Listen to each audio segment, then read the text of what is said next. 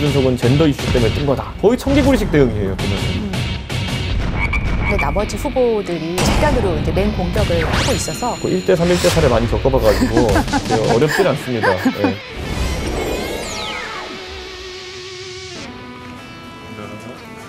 요새 인기가 진짜 많으시더라고요. 검색 순위에서 누구를 앞질렀다고 막 나오던데. 방탄소년단은 너 아미한테 욕먹을 소리 하지 말고. 누구 윤석열 총장이었나? 뭐 스케줄이 엄청 많대. 근데 여기 우리 예정을 생각해서 나와주시는 거니까 감사하지 뭐. 이따가 오시면 그럼 오늘 몇 개 하시냐고 그러니까 그거 좀 물어봐 주세요. 어서 오세요, 어서 오세요. 오. 네, 이리 오세요. 네. 여기가 스튜디오예요. 반갑습니다. 반갑습니다. 네, 반갑습니다. 네. 상 드렸죠. 네, 최다 상 받았습니다. 출연 논객상. 예, 감사합니다. 자, 그럼 빨리 진행을 할게요. 네. 네.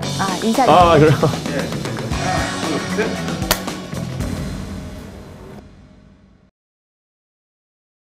자, JTBC 인사이트 채널에서 선보이는 신예리의 밤샘 토크. 오늘 모신 손님은 국민의힘 당대표 후보죠. 이준석님 나오셨습니다. 안녕하세요. 안녕하세요. 오늘 진짜 바쁘신데 나와주셔서 예. 진심으로 감사드려요. 제가 진짜 방송도 많이 했지만 이렇게 정신없는 시기는 처음입니다. 글쎄, 제가 본 중에도 제일 정신없어 보이시는 것 같아요. 요즘 신문에도 늘 나오지만 이준석 신드롬이라고 얘기하는 그런 현상까지 벌어지고 있는데 소감이 어떠세요? 글쎄요. 제가 사실 지금까지 주장해왔던 것들에서 크게 벗어나지 않은 주장들을 계속하고 있는데 왜 갑자기 타오르게 됐을까라는 거는 결국 사람은 그대로인데. 네, 서울시장 보궐선거의 결과가 젊은 세대에게 굉장히 큰 충격을 준 것 같다. 우리가 뭔가 결집하면은 선거에 큰 영향을 줄 수 있구나. 조국 사태, 윤미향 사태, LH 사태.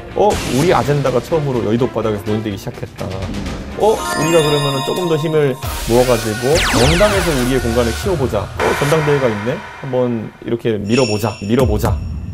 그런데 지지율을 이렇게 분석한 거 보면은 네. 꼭 젊은 세대만 지지하는 건 아니잖아요, 이 후보를. 제가 그냥 특징적인 거를 본 게 뭐냐면요. 요즘 제 페이스북이나 아니면 그 인스타그램 메시지함을 보면 뭐가 많이 왔냐면요. 부모님을 설득했습니다. 굉장히 많이 와요. 그러니까 예전에 봤을 때는 부모가 오히려 자기 자녀를 설득하는 일들이 빈번했거든요. 설득 안 되잖아요, 근데. 네, 근데 이번에는 거꾸로 본인들이 부모를 설득했다는 이야기를 굉장히 많이 하세요.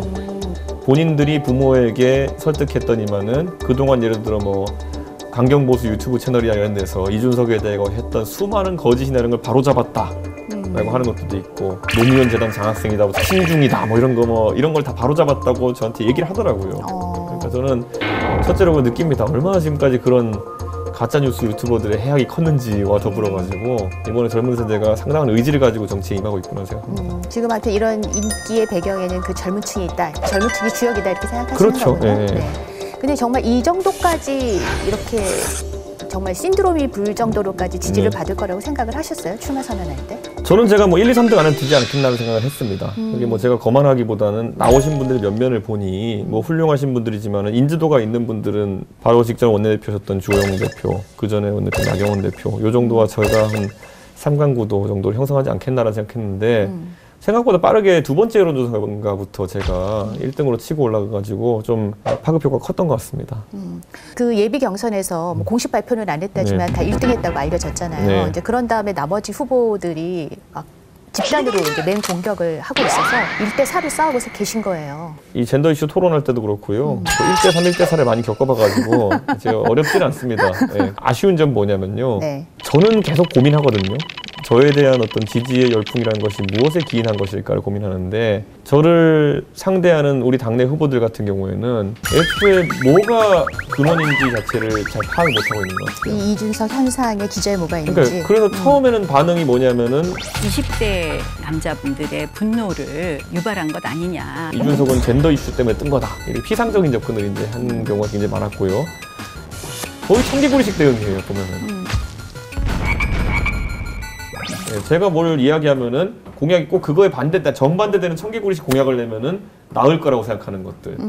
예를 들어 제가 할당제에 반대한다고 이제 이야기를 하니까 저랑 경쟁하는 후보들이 전부 다 자기는 할당제를 하겠다, 강화하겠다. 근데 이게 전형적인 정치권을 사면 안 되는 청개구리식 공약이거든요.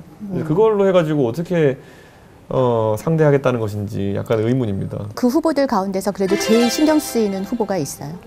아무래도 뭐 나경원 대표가 저 다음에 이제 여론 지지율을 갖고 있기 때문에 그때 이제 예비 경선 때 당원 투표에서는 나 후보가 1위를 했었죠. 그렇죠. 네. 그런데 이제 그런 것들이 좀 뭐 부담이 되긴 합니다. 네, 출마하기 2주 전에 이런 말씀하셨습니다.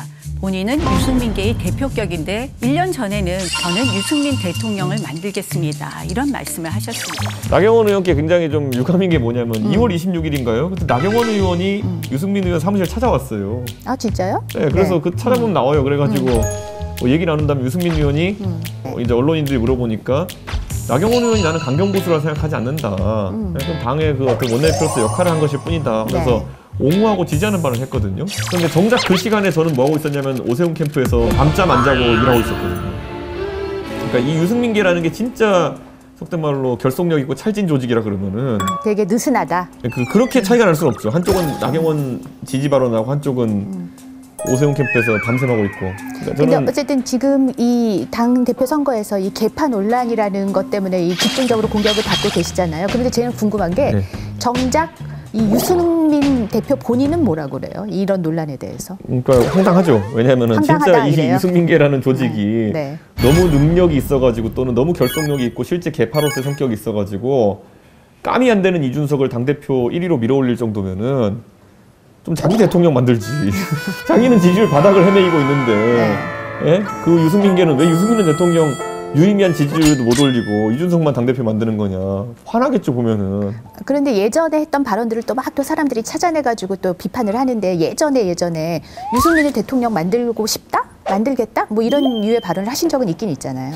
저는 그거 제가 그 원래 상대당과의 토론이고 상대당과의 경쟁이면은 제가 뭐 주호영 대표고 많은 분들의 유승민 지지 발언 영상을 다 이제 일괄로 제 페이스북에 올릴 텐데 다 네. 있어요. 근데 안 올리는 거예요. 그냥 보면은. 유승민 아이 유승민 아이 유승민 아이 뭐 좀 힘이 생기죠?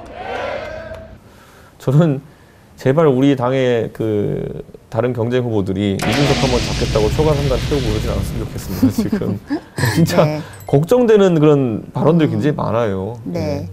뭐 아무튼 지금 선거 과정이니까 뭐 그런 현상이 빚어지는 것 같은데 그 다른 후보들은 아까 말씀하신 것처럼 뭐 보좌진도 있고 뭐 전략을 짜주는 사람들도 네. 많고 한데 저는 혈혈단신 대중교통 타고 다니면서 혼자 하신다고 들었거든요. 근데 오늘 같이 오신 분이 계시긴 계시네요. 불러주는 분이. 제가 이제 그 네. 일정을 짜는 데 있어가지고 워낙 연락이 빈번하고 또 언론인들 많이 연락하다 보니까 네. 놓치는 게 많아가지고 네, 네. 일정 짜는 걸 도와주기 해가지고 그러니까 그거 어떻게 다 소화하는지 궁금했어요. 원래는 구글 캘린더가 소화하죠. 그런데 지금은 네. 핸드폰이 하나기 때문에 네. 구글 캘린더를 쓸 수도 없을 정도 전화가 많이 오거든요. 그렇죠. 그래가지고 저는 그거는 어쩔 수 없이 부탁을 좀 하게 됐습니다. 좀 그래도 힘. 자원봉사세요? 네? 자원봉사 하시는 분 아니죠. 급여 합당한 대가를 지불해야죠. 급여를 나중에. 주시는 예, 예. 아, 얼마 전에 그 10,000원의 기적이라고 얘기를 네. 하면서 했더니 상한액 1억 5천만 원 네. 채우셨잖아요. 거기서 이제 급여가 나가게 되는 나가야죠. 거예요? 예. 네. 그리고 뭐 네. 결코 박하지 않게 예, 나가야죠. 근데 네. 이제 그 후원금도 마찬가지예요. 그러니까 저는 이번 선거에서 제가 되고 안 되고도 하나의 이정표거든요. 여러 이정표들이 있다고 봐요. 대한민국에 더 이상 조직 선거가 통하지 않는다는 걸 보여줘야 되고요. 네거티브나 이런 것들이 당내 선거에서 영향이 없다는 것. 보수도 2,500명이 1억 5천만 원 가까운 후원을 하는 그런 소액 후원을 바탕으로 한 선거가 가능하다는 것을 보여줄 필요가 있다고 생각해요. 왜냐하면 저라는 사람은 정치활동 10년 가까이 하고 방송활동도 하면서 인맥도 넓어지고 그리고 동원할 수 있는 자금력이라는 것도 또 어느 정도 있을 거예요. 일반적으로 도전하는 젊은 사람들에 비해 가지고. 많이 알려진 게 코인 투자해가지고 선거 치를 자금을 많이 벌었다 이렇게 얘기하셨잖아요. 그렇죠. 근데 그러니까 뭐 그러면- 수십억이다 수백억이다 이런 얘기 그 나왔잖아요. 정도 당연히 아니고요. 제가 이제 그러면 수억 원인 거예요? 우리 공식 선거 운동에 국회의원들이 후보들이 나가서 쓸 수 있는 게 한 1억 5천에서 2억 정도 됩니다. 네. 그 지역구 규모에 따라 가지고. 그러니까 그것에 비례해서 생각하시면 될 것 같고요. 10억 이하네요, 그러면. 뭐 그렇게 보시는 게 타당할 것 같아요. 근데 6억 아니에요? 6억? 예? 6억 아니에요 그러면? 뭐 그렇게까지 답을 세밀하게 하기는 어려운 게 가상자산이라는 게 이렇게 변동성이 심하기 때문에 돈 얘기하니까 큰 관심을 보이네요. 일단. 최근에 또 네. 많이 떨어졌잖아요. 그러네요. 그러니까 제가 다 손절은 아직 안 하셨고. 제가 현금화한 부분도 있고 안 한 네. 부분도 있기 때문에 네. 그게 되게 유동적입니다. 그런 건 그렇고 저는 이런 생각은 해요. 그 문화라는 것 이번에 한번 크게 바꿔야겠다는 생각을 합니다. 여의도에 사무실 임대하면은 적어도 뭐 한 한 달에 운영비가 한 2천만 원 가까이 들 텐데. 지금 사무실도 없으신 거죠, 그럼? 네, 여의도 사무실 없어요. 그럼 네. 아예 없으세요, 사무실은? 저희 지금 선관위에 등록한 사무실은 상계동에 있습니다. 아, 네. 거기서 완전히 이제 실무 네. 인력을 우리 당원들이 자원봉사 지금 하고 있는 것이고 네. 상계동에 놓으니까 편한 게요. 네. 선거 때 보면은 좀 이런 표현 적절할지 모르겠지만 희한한 분들 많이 나타납니다. 내가 당원을 천명됐고 있다. 뭐 이런 사람부터 시작해가지고 아, 네, 가가지고 뭐 일종의 브로커 같은 사람. 사람이었는데 누가 커피도 안 따르냐 이러면서. 소리 지르는 분도 있고 아. 뭐 이렇게 얘기하면 좀 그렇지만 근데 뭐 상계동까지 그 사람들이 갈 수는 없네요. 그러니까 너무 멀기도 하고. 가도 저도 제가 있지도 않고요. 그러네요. 그러니까 그런데 이제 그런 것들이 좀 선거 문화를 바꾸는 계기가 됐으면 좋겠다. 네. 전당대회 때 보면요. 그런데 사고가 많이 터집니다. 돈봉투 사건 같은 것도 우리 당에서 있고 그랬지만은 사무실이 있으니까 거기에 사람들이 모이고 내년에 또 지방선거 공천도 있다 보니까 그분들이 또 자기 딴에는 선거에 기여를 하겠다고 돈 문제 일으키기도 하고 뭐 이런 게 생기기 때문에 아예 저는 이번에 나중에 선거 끝나고 나면 또 뭐 자리도 마련해 줘야 되고. 그러니까요. 뭐 그런 그래서 거. 네. 제가 확실하게 말씀드리는데요. 이번에 선거 캠프에서 혹시라도 제 특보를 했다고 주장하는 분이 있거나 아니면 제 임명장이나 명함을 받았다고 하는 분이 있으면은 다 가짜군요. 다 가짜입니다. 제가 오늘 선언을 하겠습니다. 그건. 잠깐 오늘 네. 라디오에서 네. 하태경 의원이 네. 내가 이준석 선대위원장이다 네.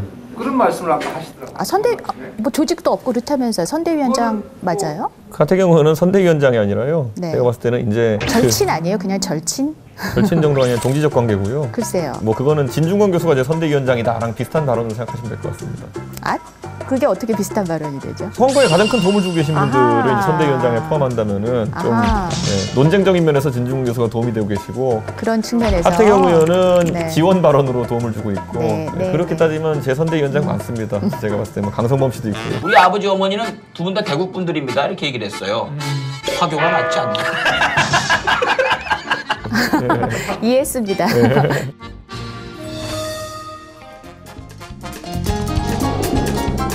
이준석 후보한테도 반말하는 선배 정치인들 많지 않나요? 뭐 제가 불쾌할 만한 상황은 전혀 없었습니다. 예, 저도 반말을 많이 하기 때문에. 예, 이제 저와 대비되는 가치로 경험과 경륜을 이야기하셨거든요. 단일화무새 통합무새 이런 건 누가 못합니까? 이런 거는 보면은. 그게 무슨 경험과 경륜입니까? 유치한 거지. 그게.